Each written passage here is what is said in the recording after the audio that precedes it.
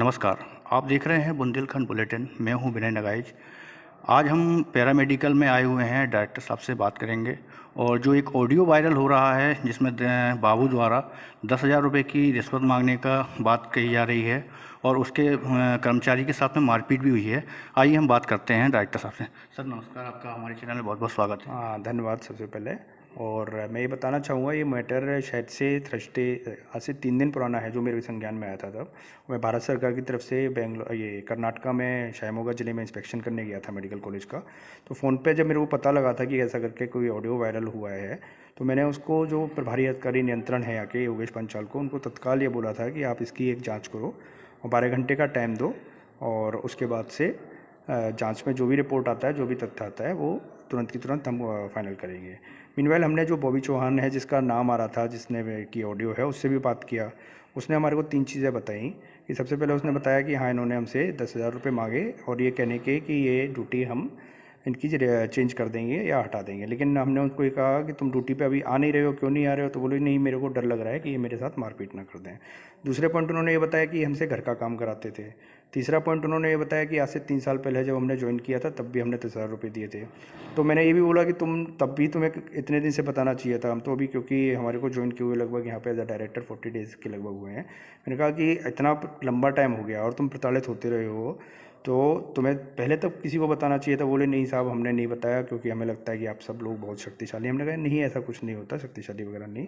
अब ये इनका वर्जन था। दूसरे वर्जन में राघवेंद्र से पूछा गया कि क्या इशू था, तो राघवेंद्र ने कहना साहब ये मेरी वॉइस ही आवाज़ ही नहीं है और इन्होंने मेरे को झूठा फंसाया है, इन्होंने मेरे साथ मारपीट की। मैंने पुलिस में एक एप्लीकेशन दे दी है इसके संबंध में और पुलिस में मैं कार्रवाई कराने जा रहा हूँ। मैंने अपना मेडिकल भी कराया है। अब दोनों चीज़ों का ये, क्योंकि हम दूर भी थे तो, और प्रभारी अधिकारी नियंत्रण को बोल दिया था, तो कल अब जब प्रभारी अधिकारी नियंत्रण से पूछा कि इसमें आप बताओ कि क्या हो सकता है, तो उन्होंने बताया स्टेटमेंट जो इनके ऑफिशियल आए वो हमें दिखाए। उसमें इन्होंने बाकायदा लिखा है कि मेरे को झूठा फंसाया जा रहा है और मेरी आवाज़ नहीं है। अब ये आज की टेक्नोलॉजी में ये कोई भी नहीं कह सकता कि एक आम आदमी नहीं बता सकता कि ये आपकी आवाज़ है या नहीं है। जैसे आप हो, आप नहीं बता सकते हो कि ये मेरी आवाज़ है या नहीं है। थोड़ी देर बाद आपको एक ऑडियो सुनाई दे आप और आपको ये मेरी आवाज़ है, तो आप ऐसे नहीं करके कह सकते कि डायरेक्ट आप इम्प्लीकेट कर दो ये मेरी आवाज़ है। तो इसमें फिर ये निर्णय लिया गया कि इस पूरे मैटर को, जो ऑडियो टेस्टिंग है, उसके लिए पुलिस की मदद ली जाए। और आज हमने पुलिस प्रशासन को पत्र लिख दिया है, अभी इसको साइन करने ही जा रहे हैं कि आप इसका ऑडियो टेस्ट करें, और अगर इन्हीं की वॉइस है तो नियमानुसार फाइनली का रिश्वत का मैटर है तो भी इन पे एफआईआर लॉन्च होगी, और इसका रिश्वत का मैटर अगर इनकी आवाज़ नहीं है तो पुलिस नियमानुसार झूठी जो आरोप लगाने वाले हैं उस हिसाब से कार्रवाई करेगी। तो मैटर, क्योंकि ये तो पूरी तरह पुलिस का हो चुका है। और दूसरी चीज़, अब एक और चीज़ आती है कि ये जो सफाई कर्मी पद पे तैनात हैं, तो एक ये बात मैं बहुत ही अच्छे से बताना चाहूँगा कि सफाई कर्मी के पद के लिए कोई भी रिश्वत मांग ही नहीं सकता, क्योंकि पद खाली पड़े हुए हैं। यहीं पे नहीं, मेडिकल कॉलेज में खाली पड़े हुए हैं और भी कई जगह खाली पड़े होंगे। क्योंकि जैसे ही किसी इंसान को कहा जाता है कि आपको यार टॉयलेट क्लीन करना पड़ेगा, वो कहता है नहीं, मैं ये काम नहीं करूँगा।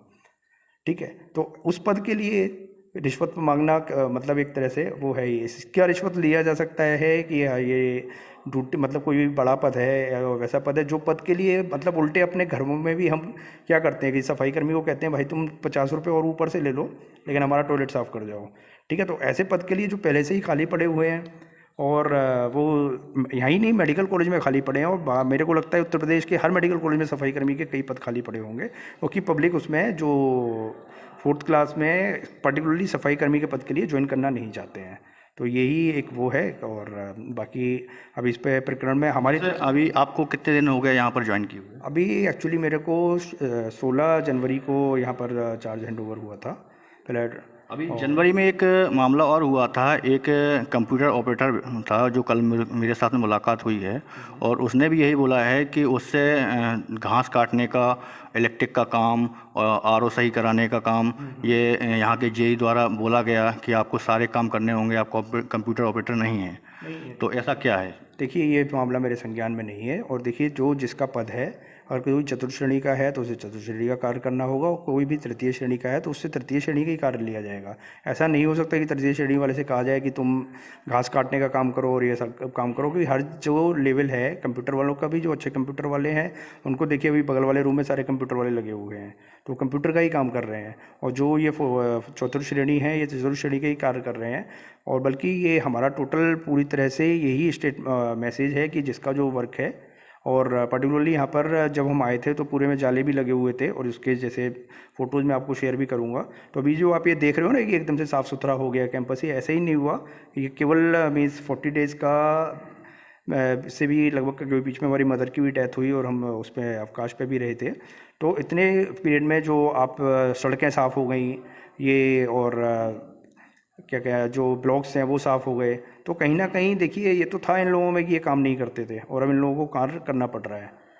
ये अभी आप देखोगे ना कि जो मैं अपने फ़ोटोज़ दिखाऊंगा कि इस तरह के गंदे जाले लगे हुए थे पूरे पूरे ब्लॉक्स पर, कि कहीं से भी आप वो ना कर पाओ।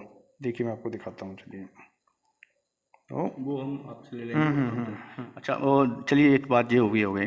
दूसरा क्या है कि अभी एक उसमें बात और कही जा रही है, एक यादव लड़का था उसको हटाकर दूसरे लड़के को 25,000 रुपये पर कमी रिश्वत लेकर उसको ज्वाइन कराया गया है अभी 4 दिन पहले। देखिए जो यादव लड़का था उसको हम नहीं हटाया था क्योंकि वो ड्यूटी पे नहीं था। क्या क्या इतने समय हटा था? क्या क्या कारण था, ड्यूटी क्यों नहीं था? जब हम नर्सिंग ब्लॉक में पहुंचे, जो मैं बता रहा हूँ, जाले लगे हुए पाए गए थे, और नर्सिंग ब्लॉक में क्या क्या पूरे में जाले लगे हुए थे। इन्होंने जनशक्ति पोर्टल पे अपना अटेंडेंस लगा रखा था और ये ड्यूटी पे नहीं थे। उसका बाकायदा मीडिया ब्रीफिंग दी थी कि ये ड्यूटी पे नदारत होने के कारण इनको हटाया गया।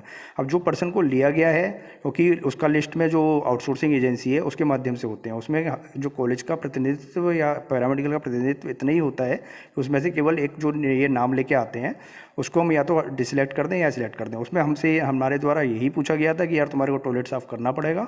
उसने बोला हाँ जी मैं सारे काम करूँगा, ठीक है, और आज की तारीख में वो कर भी रहा होगा, तो इसीलिए उसको रखा गया होगा। सुनने को ऐसा आया था कि वो 4 बजे तक अपनी ड्यूटी पे था।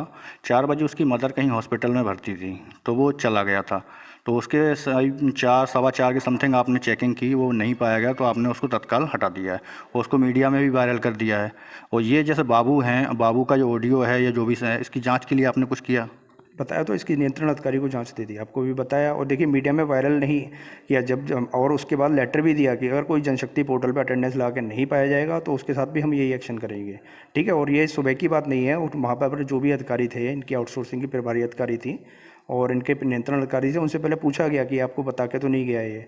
ऐसा नहीं है, हमारे को पता है कि इमरजेंसी किसी के साथ भी क्रिएट हो जाती है, लेकिन सबसे बड़ी चीज़ होती है कि अगर आप भी कहीं छुट्टी जाओगे या कुछ जाओगे, अभी कुछ आती है, तो आप अपने अधिकारी को बताओगे नहीं बताओगे ना। तो अगर जब कोई बिना बताए जा रहा है और वहाँ पे गंदगी भी पाई जा रही है, ठीक है, और जो उसका साथी था वो ये बता रहा है ये सुबह से नहीं थे, आज ये आए नहीं है, तो इस कारण से ही उन पे एक्शन लिया गया। और डेफिनेटली ये बिल्कुल सरकार का निर्देश है कि आपका जो स्टाफ है उससे आपको अच्छे से काम कराना है, ठीक है। एक चीज़ और बताइए आप, अभी आपकी ज्वाइनिंग जनवरी में हुई है और इसके पहले दूसरे डायरेक्टर थे, तो ये जनवरी के पहले ऐसी कोई घटनाएं सामने नहीं आई, ना पैसा लेने की ना मारपीट की, और ये जनवरी से जो लगातार आपके ज्वाइन होने के बाद हो रही है, ये क्या मामला है? नहीं देखिए, पहले आप ना बड़ा ओपिनियन वाला क्वेश्चन पूछना है तो मैं आपको बताता हूँ। जनवरी से पहले यहाँ का कोई इनोवेशन का भी पेटेंट फाइल नहीं हुआ था।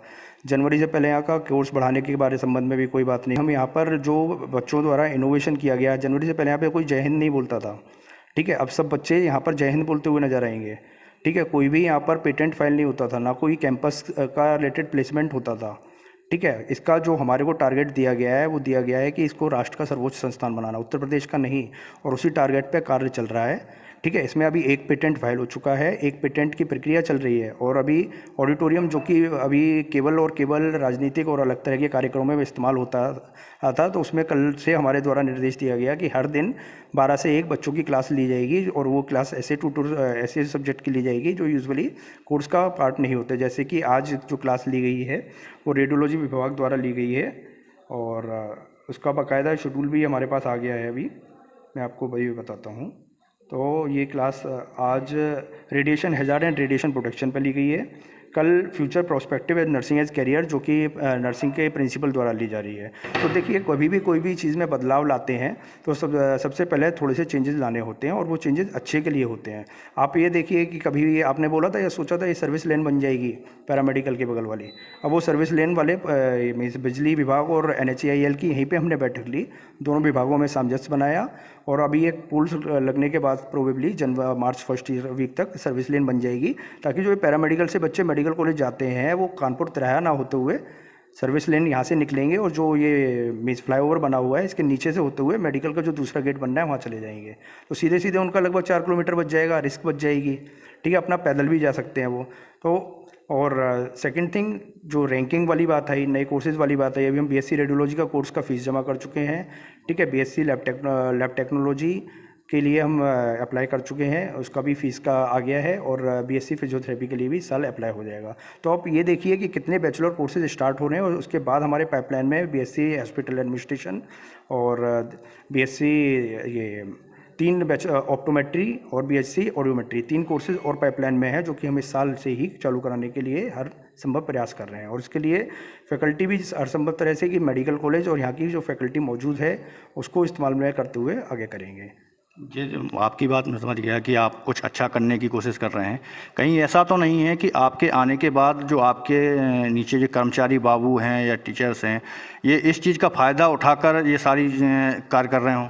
नहीं नहीं, देखिए ऐसा नहीं है, क्योंकि जो बाबू है जिसका राघवेंद्र का ऑडियो वो हुआ है, तो उस पर आते ही हमने क्योंकि पटल परिवर्तन किया था और इसका जो 12 या 13 तारीख को ऑर्डर किया था, जिससे उनको आउटसोर्सिंग के पटल से हटा दिया था। 20 तारीख को या 21 तारीख को इनका जो चार्ज है वो उन्होंने हैंडओवर भी कर दिया है। तो ऐसा कहना कि बाबुओं का डेफिनेटली ये बिल्कुल खुला वो हो गया है, तो बिल्कुल ही गलत है ये तो। कि अभी आपको यहाँ पर किसी भी टाइम आओ, और यहाँ पर जो दूसरा हमने आते ही सबसे पहला जो कार्य किया था, वो जो बगल वाला ऑफिस है उसमें ऑडियो वाले कैमरे लगवाए थे। ठीक है, ताकि आप जो बात कर रहे हैं वो ऑडियो के माध्यम से सुन भी सकें कि ये बात क्या कर रहे हैं। तो ऐसा नहीं है कि अगर ये होते कि तो ये अपोज करते कि आप ऑडियो वाले कैमरे क्यों लगवा रहे हो, है ना, तो ऐसा क्यों कर रहे हो। तो और डेफिनेटली, लेकिन ये कड़ाई अच्छे से है कि अगर कोई भी कार्य करता हुआ नहीं पाया जाएगा, कोई भी साफ़ सफाई जिसका कार्य है, जो भी जिसको जो कार्य दिया गया है वो करते हुए नहीं पाएगा। वो मैं आपकी बात समझ। मेरा क्वेश्चन ये है कि आपके आने के बाद जो ये रिश्वत मांगने की, कर्मचारियों के साथ मारपीट होने की जो घटनाएं हो रही हैं, और हो सकता है कि अभी आगे कई कर्मचारियों के साथ में प्लान किया हो या उनको हटाने की बात कही हो, उसके लिए मैं आपसे ये पूछना चाहता हूँ। नहीं, देखिए हमने किसी को हटाया ही नहीं। पहली बात तो केवल एक जो कर्मचारी को हटाया, ठीक है, वो बाकी किसी कर्मचारी को नहीं हटाया। इवन जो ये बॉबी चौहान है, इसको भी कल हमने खुद कॉल किया कि तुम ड्यूटी पे क्यों नहीं आ रहे हो। ठीक है, तो ये बात आपकी गलत हो गई कि आपके द्वारा हटाया गया। सेकंड थिंग, कोई भी जो नहीं, आपके द्वारा हटाया, चलो कोई भी बात है। मेरा कहने का ये मतलब तात्पर्य है कि इस मामले को लेकर बाबू कहीं कर्मचारियों पर दबाव बनाना या इस तरीके की रिश्वत लेकर काम करवाने के या उनको हटाने की बात कहकर उनसे पैसा मांगने की बात करना, यही इसी प्रकार का ऑडियो वायरल हुआ उसके मामले में। नहीं, वही मैं बता रहा हूँ अभी कि पहला हटाने का हो गया। दूसरा, जो आज मैंने इसीलिए आउटसोर्सिंग के जितने भी कर्मचारी थे उनके साथ मैं आपको बताया था ना कि अभी मैं मीटिंग ले रहा हूँ, उन्हीं के साथ मीटिंग लेनी है। ठीक है, जिसमें मीटिंग में हमारा बिल्कुल स्पष्ट निर्देश होगा कि आप किसी के द्वारा भी अगर कोई भी पैसे मांगता है, चाहे वो 1000 मांगे, चाहे वो 2000 मांगे, चाहे 4000 मांगे, आप तुरंत उसको वो करके हमारे को सूचित कीजिए कि ऐसा करके पैसा मांगा जा रहा है। ठीक है, क्योंकि काफ़ी चीज़ें शासन द्वारा और सरकार द्वारा काफ़ी चीज़ें ट्रांसपेरेंट कर दी गई हैं कि अटेंडेंस जनशक्ति पोर्टल पे होती है, जो सीधा वेतन है वो उनके खाते में डायरेक्ट आता है। ठीक है, ना तो किसी बाबू को इनको निकालने का अधिकार है, ना ही किसी बाबू को इनका अटेंडेंस रोकने का अधिकार है। तो फिर बाबू को अगर कोई बिना बात के पैसे देगा तो कैसे चलेगा। और दूसरी चीज़, नहीं अभी पूरा ख़त्म नहीं हुआ, दूसरी चीज़, हमारे आने के बाद हमने किसी भी आउटसोर्सिंग के उसका स्टाफ का पटल परिवर्तन किया नहीं, केवल रेगुलर स्टाफ का पटल परिवर्तन किया। ठीक, एक टारगेट है कि हमारे को इसको यूपी का नहीं, भारत का, आप बिल्डिंग देखते हो 80 एकड़ की बनी हुई बिल्डिंग है, और जितनी खूबसूरत बिल्डिंग बनी है, आप बताइए क्या ये मतलब इसी तरह के इस्तेमाल के लिए बिल्डिंग बनी थी? ऐसा तो नहीं कहा जाएगा। ठीक है, अच्छा शासन ने, सरकार ने एक अच्छे सोच के साथ बिल्डिंग बनवाया, और इस बिल्डिंग में वो हम सबका कर्तव्य है, हमारा तो मतलब अपना इसको पर्सनल एजेंडा भी कह सकते हैं, माना हुआ है कि इसको हमारे को भारत का सर्वोच्च संस्थान बनाना है। यहाँ से पेटेंट भी फाइल होंगे, यहाँ के बच्चे भारत ही नहीं अपितु विश्व में अपनी सर्विसेज देंगे। ठीक है, और इसके लिए सीधा वो है कि जो भी हमारा अधीनस्थ स्टाफ है, जो टीचर्स हैं उनको पढ़ाना होगा, जो स्टाफ है उनको अपना स्टाफ का काम करना होगा, जो सफाई कर्मी है उनको सफाई कर्मी का काम करना होगा। बताइए, क्योंकि जब मैं यहाँ पर 2 से 4 बैठता हूँ, मैं भी तो ये हो सकता है कि मैं एनेस्थीसिया में प्रोफेसर हूँ कि मैं अभी 2 बजे जाऊँ अपना घर बैठ जाऊँ। ठीक है, तो मैं जब यहाँ पर 2 से 4 दे रहा हूँ तो मेरा बाकी, और 2 से 4 ही नहीं, अक्सर 6 बजे 7 बज जाता है, तो बाकी सबका भी ये कर्तव्य है कि अपनी ड्यूटी पे कार्य करें। और मेरे जो जितने भी ऑडिटोरियम में जो स्टूडेंट्स के साथ भी करस्पॉन्डेंस हुए, मैंने टीचर्स को भी ये बताया कि यार आपका काम है एकेडमिक, अगर पढ़ाओगे, अच्छा पढ़ाओगे तो आपका नाम होगा, नाम के साथ साथ मैंने उन्हें भी बताया कि आप अपना पेटेंट फाइल करो। एक इनोवेशन आप यूपी में ज़्यादातर लोगों में जानकारी नहीं होती है इनोवेशन की। इनोवेशन होता है कोई भी चीज़ को नया करके बनाना और फिर उस नई चीज़ को मार्केट में पेश करना। आपको पता हुआ है भारत अभी विश्व का सबसे बड़ा मतलब हम डिफेंस से ज़्यादा मेडिकल का सामान आयात करते हैं और प्रधानमंत्री मोदी जी और योगी जी का स्पष्ट संदेश है कि हम भारत में ज़्यादा से ज़्यादा चीज़ें बनाएं इसके लिए। और इसमें एक और हमारा आपने वो भी बताना चाहिए कि एक और न्यूज़ है जो वायरल हुई है पैरामेडिकल की, वो ये है कि यहाँ का ड्रिप सेट बनाया गया जिसका पेटेंट हुआ और इस पर 2 कंपनी जिसमें एक बहुराष्ट्रीय कंपनी है वो करार करने के प्रक्रिया में है कि वो पैरामेडिकल का ड्रिप सेट वो बनाकर मैन्युफैक्चर करेंगे। ओके, और ये समस्त न्यूज़पेपर्स में भी आया है और ये आया और इसके अलावा अभी 2 और पेटेंट उसमें पाइपलाइन में है। तो और किसी भी इंस्टीट्यूट की जो रैंकिंग होती है वो होती है उनके कितना पेटेंट फाइल हो रहा है, कितना रिसर्च वर्क है और कितना जो स्टूडेंट्स हैं उनका प्लेसमेंट रेशियो है। पास होने का रेशियो नहीं, प्लेसमेंट रेशियो कितना है, मीन्स उनको कितनी जगह नौकरी मिल गई। तो इसमें हमने कैंपस प्लेसमेंट की प्रक्रिया स्टार्ट की है। अभी नेक्स्ट वीक में डायलिसिस के लिए कैंपस प्लेसमेंट हेतु एक और भारतीय कंपनी है वो विजिट करेगी और बच्चों के इंटरव्यू लेगी। मैं चाहूँगा तब भी आप आइए और उनका भी इंटरव्यू कीजिए। बिल्कुल सर, जब आप अच्छा काम करेंगे तो हम बिल्कुल आएंगे। तो और आपको अब बाहर जब आप जो रोड पे जाएंगे ना तो आपको जो लाइट्स लगी हैं उस पर पुताई होती दिखाई दे रही होगी, ठीक है। वो जब हम आए थे तो ये दोनों तरफ ऐसा कुछ नहीं था कि खराब, रोड पूरा ख़राब था वो। तो आप साफ दिखा, आपको नहीं दिखा। तो बस जब ये प्रक्रिया और हमने स्टाफ तो कोई एक्सेस डिमांड नहीं किया, उतने ही स्टाफ में काम चला रहे हैं, ठीक है। बस हमने क्या किया, उनकी एफिशिएंसी जो वर्किंग एफिशिएंसी है वो बढ़ा दी और ये समस्त न्यूज़पेपर्स में भी आया और ये आया और इसके अलावा अभी 2 और पेटेंट उसमें पाइपलाइन में है। तो और किसी भी इंस्टीट्यूट की जो रैंकिंग होती है वो होती है उनके कितना पेटेंट फाइल हो रहा है, कितना रिसर्च वर्क है और कितना जो स्टूडेंट्स हैं उनका प्लेसमेंट रेशियो है। पास होने का रेशियो नहीं, प्लेसमेंट रेशियो कितना है, मीन्स उनको कितनी जगह नौकरी मिल गई। तो इसमें हमने कैंपस प्लेसमेंट की प्रक्रिया स्टार्ट की है। अभी नेक्स्ट वीक में डायलिसिस के लिए कैंपस प्लेसमेंट हेतु एक और भारतीय कंपनी है वो विजिट करेगी और बच्चों के इंटरव्यू लेगी। मैं चाहूँगा तब भी आप आइए और उनका भी इंटरव्यू कीजिए। बिल्कुल सर, जब आप अच्छा काम करेंगे तो हम बिल्कुल आएंगे। तो और आपको अब बाहर जब आप जो रोड पे जाएंगे ना तो आपको जो लाइट्स लगी हैं उस पर पुताई होती दिखाई दे रही होगी, ठीक है। वो जब हम आए थे तो ये दोनों तरफ ऐसा कुछ नहीं था कि खराब, रोड पूरा ख़राब था वो। तो आप साफ दिखा, आपको नहीं दिखा। तो बस जब ये प्रक्रिया और हमने स्टाफ तो कोई एक्सेस डिमांड नहीं किया, उतने ही स्टाफ में काम चला रहे हैं, ठीक है। बस हमने क्या किया, उनकी एफिशिएंसी जो वर्किंग एफिशिएंसी है वो बढ़ा दी। इसके साथ साथ अभी हम जो इसमें मीटिंग में बोलने वाले थे वो हम आपको पहले से बता देते हैं कि हमारा जो नेक्स्ट प्लान ऑफ एक्शन है वो क्या है। हम हर मंथ में एक बेस्ट चतुर्थ श्रेणी और बेस्ट तृतीय श्रेणी का कर्मचारी का घोषणा करेंगे, ठीक है। उनको बाकायदा हम सर्टिफिकेशन देंगे और उनको बाकायदा जो, क्योंकि मेरे पापा एक मतलब बड़े उनका ये रहता है कि वो दान वगैरह देने के इच्छुक रहते हैं और जन्म मंदिर वगैरह के लिए करते रहते हैं। तो उनको हम पापा की तरफ से या अपनी तरफ से 1100 रुपये और चतुर्थ श्रेणी को और 2100 रुपये तृतीय श्रेणी को नगद पुरस्कार देंगे, ठीक है। ताकि उनका जो वर्किंग एफिशिएंसी 2 तरह से बढ़ती है, एक तो पनिशमेंट आपका होना चाहिए, दूसरा अवॉर्डिंग होना चाहिए। तो हम दोनों मेथोडोलॉजी को अडॉप्ट करने के लिए अभी ये मीटिंग बुलाया है, ठीक है। और जब जो अच्छा काम करता है तो देखिए वो दिखता है कि मैं अभी भारतवर्ष में सबसे युवा बना था व्यक्ति था जो एनेस्थीसिया का प्रोफेसर बना। उसके बाद मैंने कुछ पुस्तकें लिखी, मेरे कुछ पेटेंट्स हैं, ठीक है। शासन द्वारा मेरे को ये नई जिम्मेदारी दी गई, उससे पहले कोविड का नोडल की जिम्मेदारी थी। तो जो मैं ये नहीं कहता कि मैं बहुत अच्छा काम करता हूँ, ये करता हूँ, आप लोग ज़्यादा बेहतर जानते होंगे कि मैं अच्छा काम करता हूँ या नहीं करता हूँ। लेकिन डेफिनेटली ये है कि एक जो एजेंडा है, जो मिशन है और विज़न है वो हमारा बिल्कुल क्लियर है। ये हमारा मिशन क्या है और हमारा विज़न क्या है, ठीक है। जैसे अभी पैरामेडिकल के डायरेक्टर अंशुल जैन जी से बात की है, वो अभी जाकर जो चतुर्थ श्रेणी और तृतीय श्रेणी की मीटिंग लेंगे और उनके जो पैरामेडिकल में पहले जो कार्य नहीं होते थे, गंदगी पड़ी रहती थी, आस पड़ोस की लाइट नहीं जलती थी और जो 4 लाइन की सर्विस लाइन थी वो टूटी पड़ी थी, उन्होंने हाल के हाल उसको सही कराया है। यहाँ के कर्मचारियों की मीटिंग लेके किस तरीके से कार्य करना है, क्या होना है, पूरी प्लानिंग वो आज कर रहे हैं यहाँ पर। कैमरा मैन सत्यम के साथ विनय नगाइच, बुंदेलखंड बुलेटिन न्यूज़, झांसी।